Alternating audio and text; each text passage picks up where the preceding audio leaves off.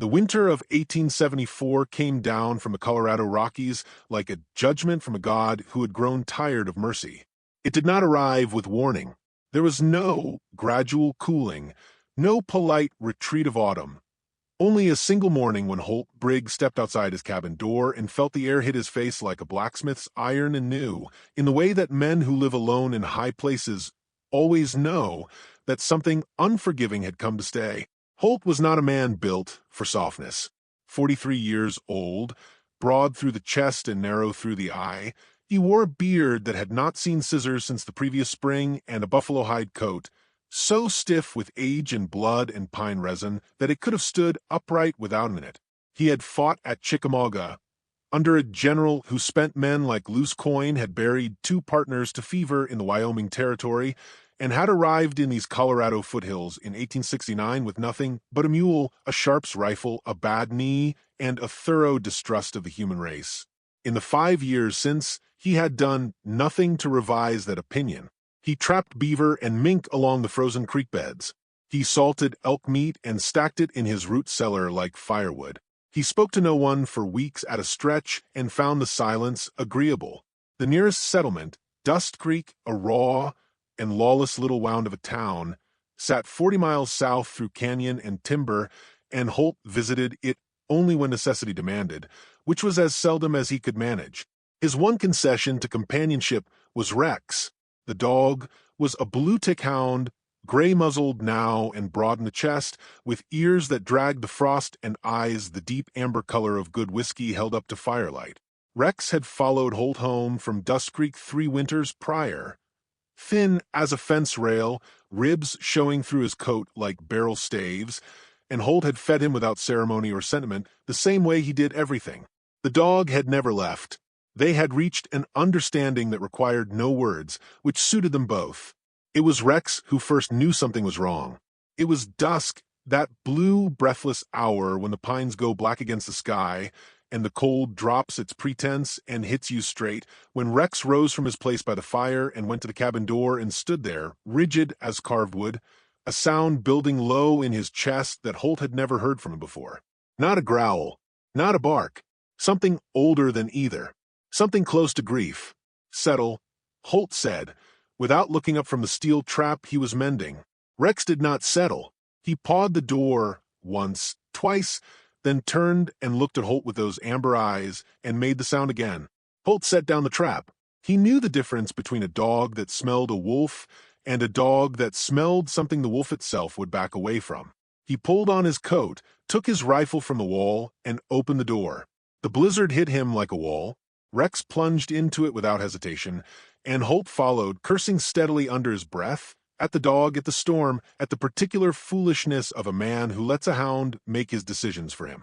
The snow was knee-deep in the open, and the wind drove it sideways, so that the lantern he carried was useless. Its light swallowed 3 feet in every direction. They pushed through the tree line, down the long slope toward the creek trail. 200 yards. Then 3. Then Rex stopped. Holt nearly walked over him. He raised the lantern, and what the light showed him in that small pale circle stopped his breath entirely. Not a wolf, not a bear, not anything his years in these mountains had prepared him for. A wagon. 2 horses dead in the traces, already half buried and stiff. A canvas cover torn to ribbons by the wind. And there, face down in the snow beside the rear wheel, one arm stretched forward as though reaching for something just beyond her fingers, a woman. Holt moved fast. He dropped to one knee and pressed 2 fingers to her neck. A pulse faint and stuttering, like a candle in a draught, but there, he turned her over. She was young, dark-haired, frost-white at the cheeks, lips the color of a bruise. Her coat was a Missouri riding coat, fine wool, city-made, utterly wrong for this country and this cold. Her boots were cracked through. Her fingers were blue to the second knuckle. And she was pregnant, enormously, unmistakably, terrifyingly pregnant.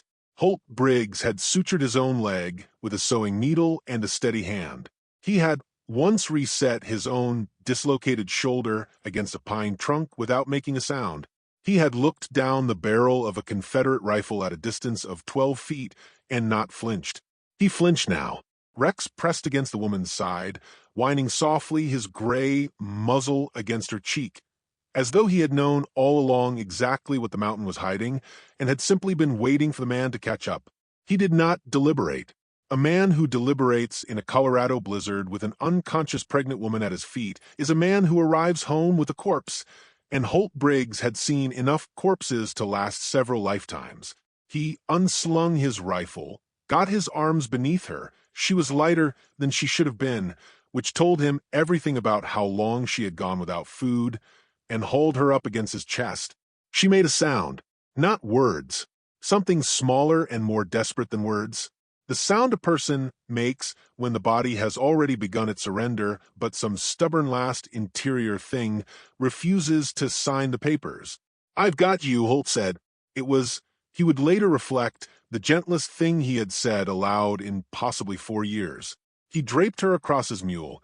The animal stood rock-still in the storm, as if it understood the cargo, and led them back through the dark timber with Rex breaking trail ahead, the hound moving through the snow like gray smoke, purposeful and certain. The wind screamed through the pines above them. The cold was the kind that doesn't just chill the skin but gets down into the architecture of a man, into the joints and the old wounds, and reminds him what he is made of and how temporary the arrangement is. They reached the homestead. Holt got her inside and laid her on his rope bed near the fire, which he stoked until the small cabin groaned with heat.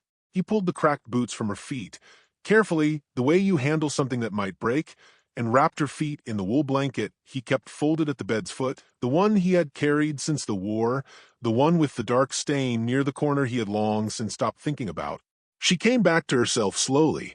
First the fingers moved, then the eyes, dark brown, wide, and carrying inside them the particular expression of a person who has already made peace with dying and is confused, almost irritated, to find themselves still alive. She looked at him, then at the cabin, then at Rex, who had positioned himself at the foot of the bed like a sentry carved from old wood, where her voice was a ruin, frost-cracked and hollow. "Colorado foothills," Holt said, pouring water into a tin cup and holding it out. 40 miles north of Dust Creek. You were face down in the snow off the Gunnison Cut Trail. She drank, closed her eyes, drank again. Her name, he learned over the next half hour, in fragments between fits of shivering, in the halting speech of a woman rationing her strength like a man rations water in a desert, was Maggie Calloway, 28 years old, a widow out of Springfield, Missouri.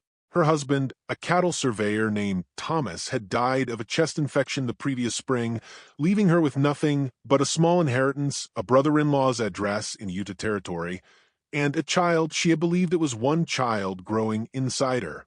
She had hired a driver in Denver, a weathered, quiet man who had come recommended at the livery. 2 days out, on a narrow stretch of the canyon road, 3 riders had come down from the ridge without warning. Her voice went flat when she told it, the flatness of someone describing a thing they have already told themselves enough times that the horror has been worn smooth, like river rock. The riders had shot the driver from his seat before he could reach for the rifle beneath the bench. They had taken the strongbox, the food stores, the spare horse, and both her traveling trunks. One of them had looked at her condition, and said something to the others that made them laugh. Then they had ridden north and left her there alone in the wagon with 2 horses that would be dead by morning. 2 days, Holt said quietly. It was not a question. 2 days, she confirmed. He thought about what it took to survive 2 days in that canyon in this cold, pregnant, without food, without fire. He thought about the kind of will that required. He looked at her differently after that.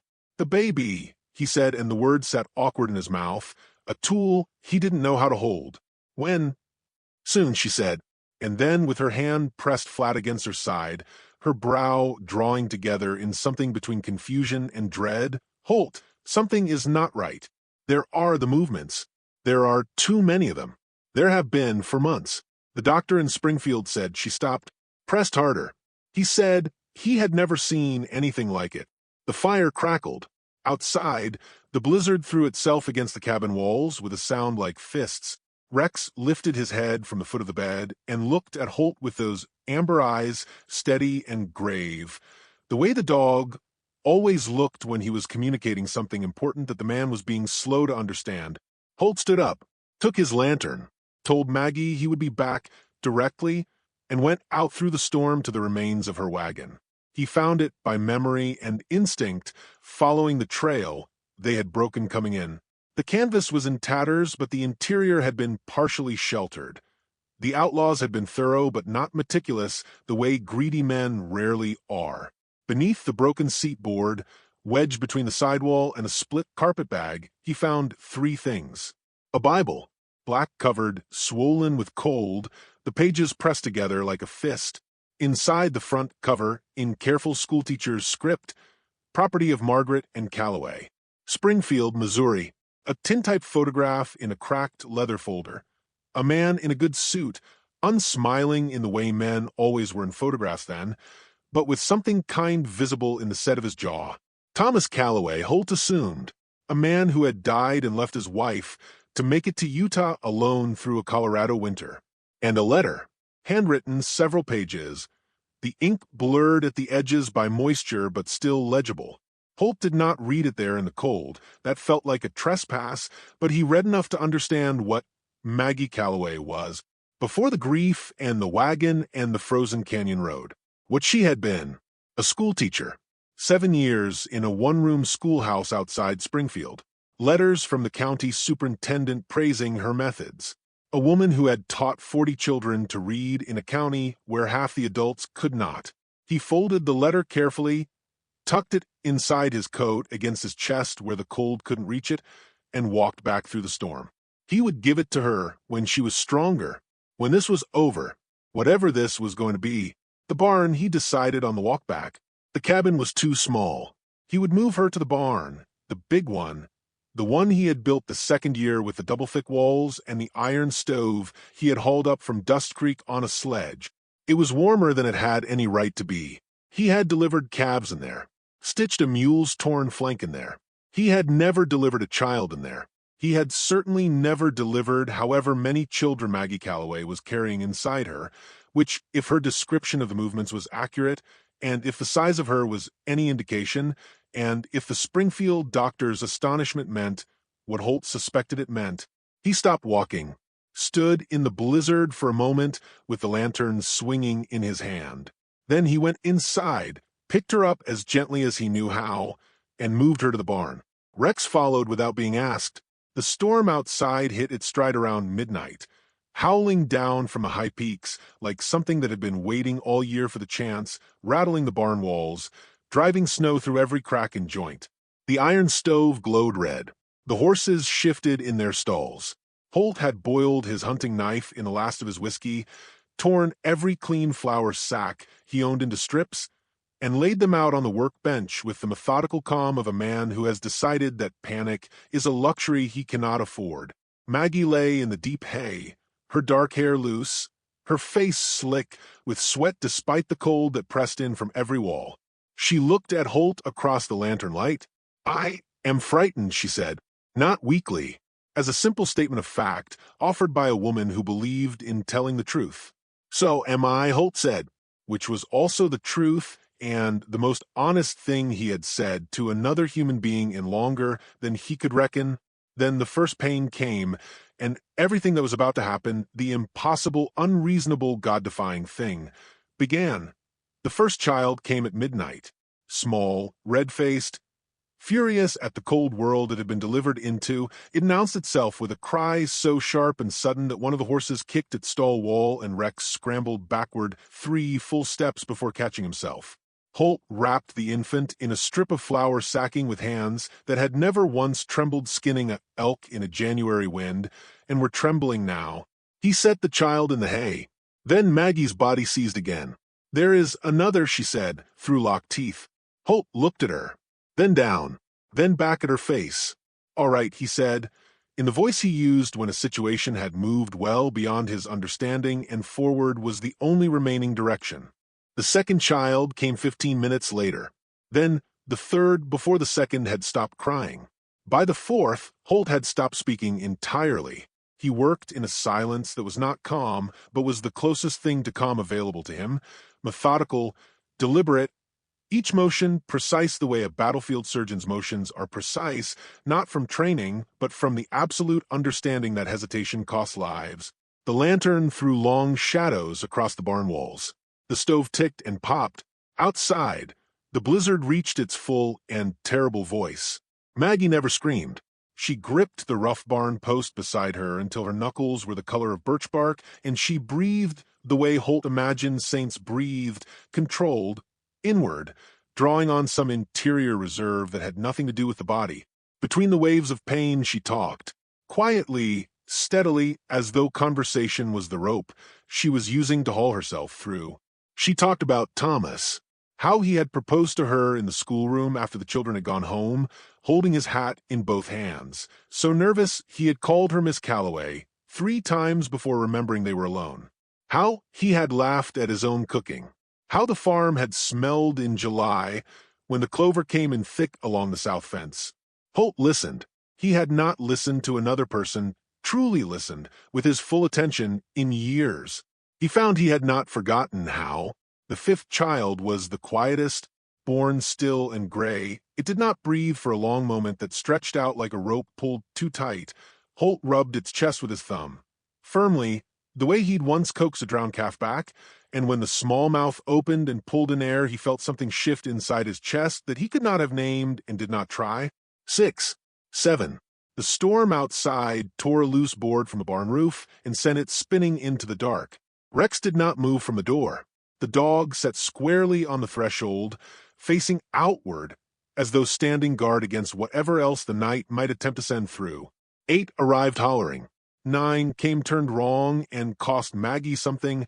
Holt saw it in her face, a going inward, a brief, terrible dimming, but she found whatever was left and gave it, and the child came, and she was still there on the other side of it, breathing. By the 10th, dawn was beginning to suggest itself in the gaps between the barn planks, a gray, hesitant light, the Rockies slowly separating themselves from the sky. The 10th child was the smallest. It came into Holt's roughed hands, silent as snowfall, and for one eternal second the barn held its breath. Every child, every horse, the dog, the dying storm, the man kneeling in the hay, all of it suspended. Then the cry came, high and clear and ferocious. Holt sat back against the barn wall. 10 children, wrapped in buffalo fur and flour sacking, and his own wool coat cut into pieces. 10 living, breathing, screaming children in a Colorado barn in the winter of 1874. Maggie lay back in the hay, her eyes closed, her chest rising and falling with the slow steadiness of someone who had crossed a great distance on foot and finally sat down. Holt looked at the children, counted them again, as though the number might have changed. It had not changed. He put his face in his hands, those big, scarred, capable hands that had trapped and fought and buried and built, and he wept, not softly, not with any dignity, the way a man weeps when he has been holding something enormous alone for a very long time, and something has finally, without permission, broken the latch. Rex padded over from the door and pressed his gray muzzle against Holt's knee and stayed there. Outside, almost imperceptibly, the storm began to loosen its grip. 3 days the storm held the world hostage.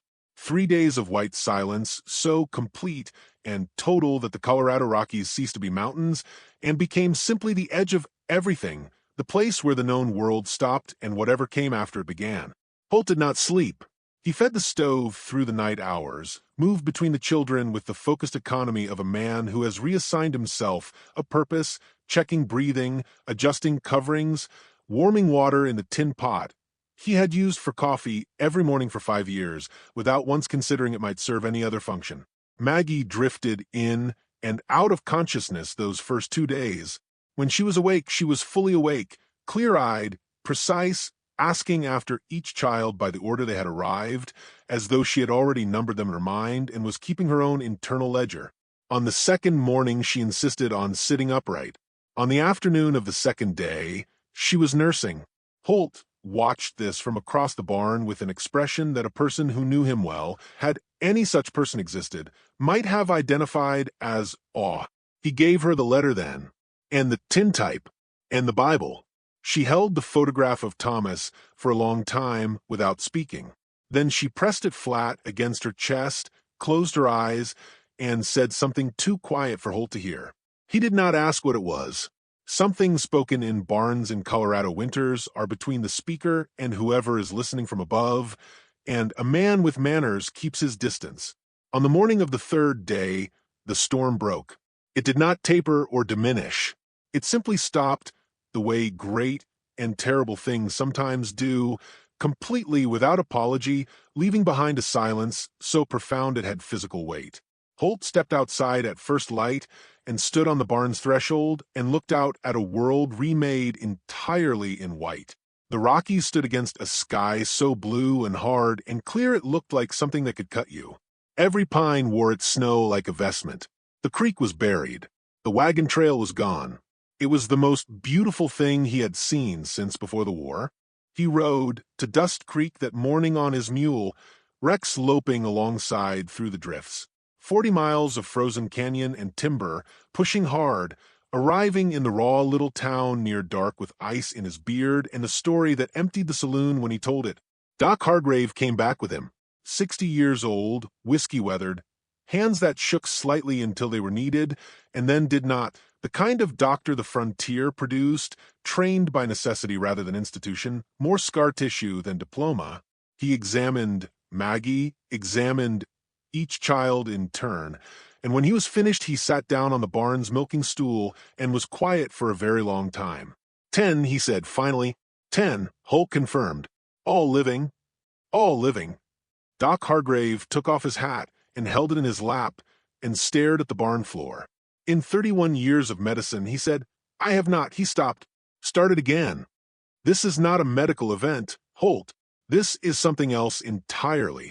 Word moved the way word moves in the West, faster than horses, slower than rumor, carried on the tongues of freighters and prospectors and postal riders until it reached Denver and the offices of the Rocky Mountain News, whose correspondent arrived at Holt's homestead on horseback 12 days later with a notebook and an expression of profound professional skepticism that lasted approximately 4 minutes into his first look at the barn. The story ran on the front page, then in St. Louis, then further east, where people read it over breakfast in warm houses and argued about whether it was true. A U.S. Marshal rode up from Pueblo 6 weeks later with Maggie's description of the 3 road agents in his breast pocket and a warrant in his saddlebag. 2 of the men were found in a Gunnison gambling house the following spring. The third was never located, which was its own kind of justice. A man running from a thing he cannot name, in a country with no shortage of places to be lost in. Maggie recovered fully. She was, as Holt had understood from a letter and now confirmed from daily acquaintance, a woman of formidable intelligence and absolutely immovable composure. She had opinions about everything and expressed them without apology. She reorganized his root cellar on her 14th day of recovery, which Holt discovered when he went to retrieve a side of salt pork and found it had been relocated to a more logical position. He stood in the cellar doorway for a moment, processing this development. Then he moved the salt pork back. Then he thought about it. Then he moved it to where she had put it. By spring, the barn had been divided and expanded. A proper floor, 2 additional rooms framed in green timber, a cast-iron stove, ordered from the Dust Creek General Store that arrived on a freight wagon in April and took 3 men and a block and tackle to move into position. The children, all 10, thriving and loud and opinions already forming behind those dark Callaway eyes, filled the homestead with a noise that Holt had never heard in these mountains. He found, to his considerable surprise, that he did not mind it. On an evening in late April, with the snow finally retreating up the mountain faces and the first thin green showing itself along the creek banks, Holt stood on the porch as the sun went down behind the high peaks. Rex lay across his boots in the way the old dog had always done, heavy and warm and certain. From inside came the sound, layered, chaotic, irreducible, of 10 children and 1 woman occupying a space that had held only silence and 1 man for 5 years. He thought about the wagon in the snow, about the blue fingers and the stuttering pulse, about a bluetick hound who had stood at a cabin door and made a sound older than language because he knew something the man did not. He thought about 10 children born in a barn in a blizzard at the edge of the world, each one arriving like an argument against despair. He pulled his buffalo coat tighter and watched the Rockies go from gold to copper to the deep permanent purple of a Colorado dusk. The same mountains that had tried to kill Maggie Calloway on a canyon road in November. The same mountains that had swallowed his partners and his youth and whatever softness he had carried into them. He supposed they owed him something. The mountain had taken everything from him once. He supposed, in its cold and indifferent way, it had decided to give something back. Rex sighed against his boots. Inside, one of the children laughed, a sound so clean and uncomplicated it seemed to come from a different world entirely, one not yet acquainted with cold or loss or the particular cruelties that men visit upon each other in wild and lawless places. Holt Briggs, who had not planned on any of this, who had built his life around the clean reliability of solitude, who had made his peace with dying alone in these mountains and found the arrangement satisfactory, Holt Briggs listened to that laugh. And, for the first time in longer than he could honestly remember, he smiled.